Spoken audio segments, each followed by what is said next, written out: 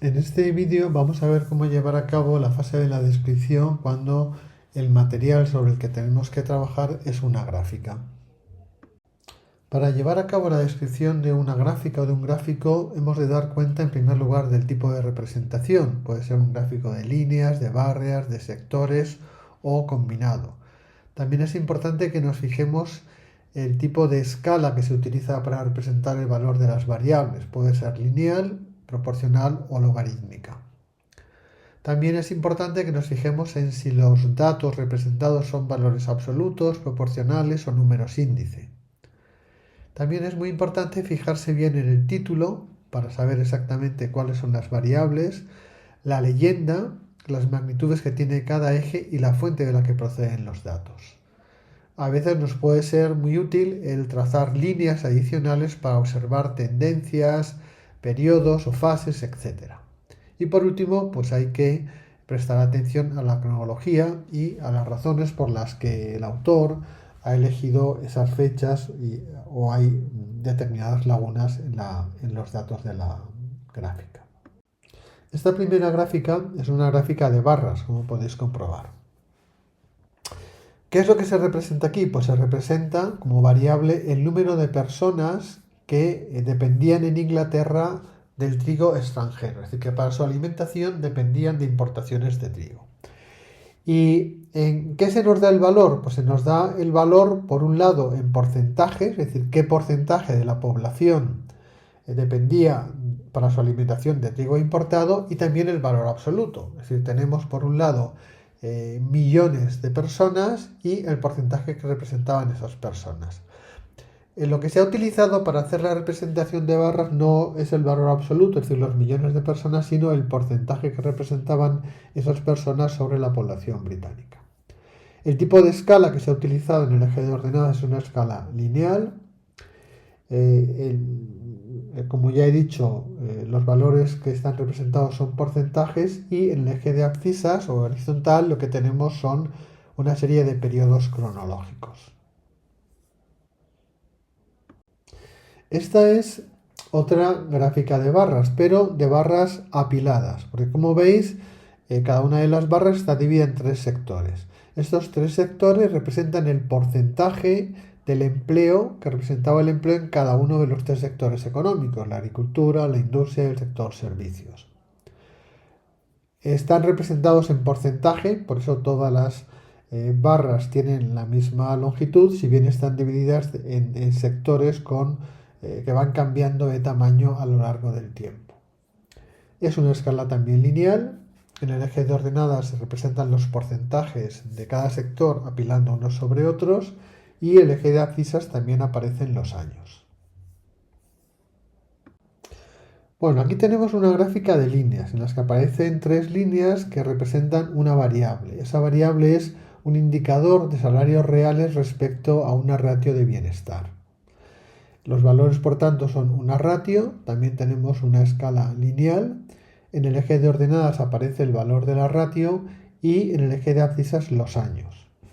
En la leyenda, cuando podáis descargar el PDF y veréis un poquito más detallado en qué consiste ese indicador que relaciona salario real con ratio de bienestar.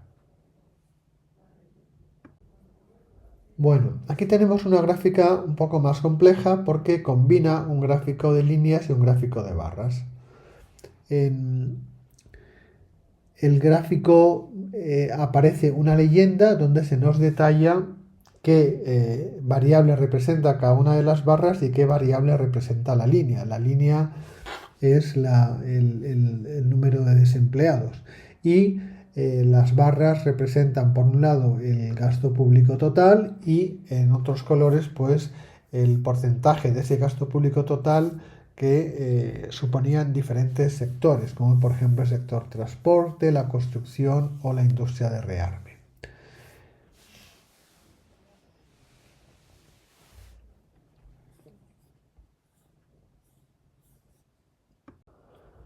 Aquí nos encontramos con otro tipo de gráficos que suele ser muy habitual cuando se quiere representar, por ejemplo, pues los porcentajes que representan diferentes productos o diferentes países, etcétera, ¿no?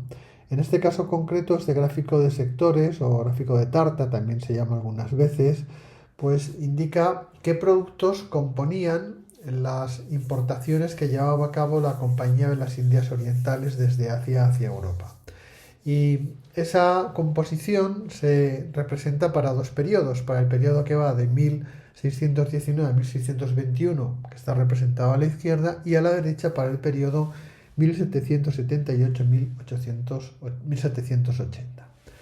Lo que vemos dentro del sector es qué porcentaje o qué parte de las importaciones representaba cada uno de los productos, la pimienta, los textiles, etcétera, etcétera. Los valores obviamente pues son porcentajes. Bueno, pues aquí tenemos un gráfico de áreas apiladas. ¿Qué quiere decir esto? En este gráfico lo que se representa es la evolución de la producción de carbón medida en toneladas métricas para una serie de países a lo largo del siglo XIX. Entonces, ¿cómo se ha formado esta gráfica? Bueno, pues abajo tenéis en la leyenda pues la producción de qué país procede. Entonces, como veis en la parte inferior de la gráfica, lo que se indica es cuál es la evolución de la producción de carbón de Gran Bretaña. Encima se representa la producción de Francia. Claro, la producción de Francia, como veis, es mucho más pequeña, pero se va superponiendo sobre la producción de Inglaterra. A continuación se ha sobrepuesto la producción, me parece que es de Alemania, etcétera, etcétera. La ventaja de hacer esta representación en la que vamos superponiendo áreas es que tenemos una visión de conjunto de la producción total de carbón y su distribución. Si hubiéramos representado sin sobreponer, pues al final tendríamos un conjunto de líneas y no tendríamos una visión de conjunto del total de la producción. Por tanto, es una gráfica de áreas apiladas. La siguiente gráfica es muy parecida, también es una gráfica de áreas apiladas en la que en este caso se representa el porcentaje que suponía las diferentes fuentes de energía en el consumo total de energía de Inglaterra y de Gales entre 1560 y el año 2000.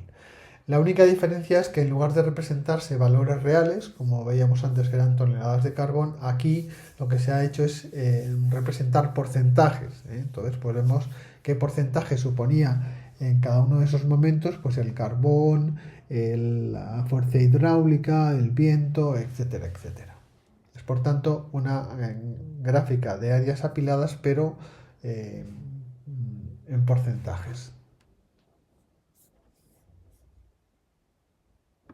Bueno, y esta última es una gráfica de líneas. Es una gráfica de líneas en la que se representan dos porcentajes, las importaciones netas de algodón y las exportaciones de hilados de algodón. Y los valores en los que se representan estas variables son un índice 100, es decir, no son toneladas de hilo, toneladas de hilado, etcétera, etcétera, sino que es un índice 100. Que el índice 100 se ha puesto el 100 en 1761 para lo que se refiere a 61-65, como veis en el título de la gráfica. Lo particular de este gráfico es que la representación o la escala no es una escala lineal como todas las que hemos visto hasta ahora, sino que es una escala proporcional, es decir, en la que se representan incrementos proporcionales. Fijaros que la producción de hilo durante todo este periodo y las exportaciones se multiplicaron por 2000. Hubiera sido imposible hacer esa representación porque lógicamente el eje se nos saldría del papel, vamos a decir. Entonces lo que se hace es hacer la representación del valor logarítmico de ese índice en este caso o de los valores absolutos. ¿Esto qué ventaja tiene? Pues que cuando el crecimiento es proporcional, es similar, entonces lo que tenemos es una línea recta. Es decir, cuando se pasa, por ejemplo, de 10 a 100 o de 100 a 1000, pues la representación gráfica de esos logaritmos son un 2, 3, con lo cual nos da una línea. Nos está indicando que durante ese periodo el crecimiento proporcional fue idéntico en los tres periodos, aunque en valores absolutos, pues lógicamente fuera mucho mayor. Para eso se utilizan este tipo de gráficas semilogarítmicas. Es decir, cuando los valores tienen un rango muy elevado y no podríamos hacer una representación dentro de una escala lineal, pues entonces se utiliza una escala proporcional o también llamada logarítmica. Bueno, pues hasta aquí algunos de los ejemplos de diferentes tipos de gráficas que os vais a encontrar en los ejercicios que os vamos a proponer.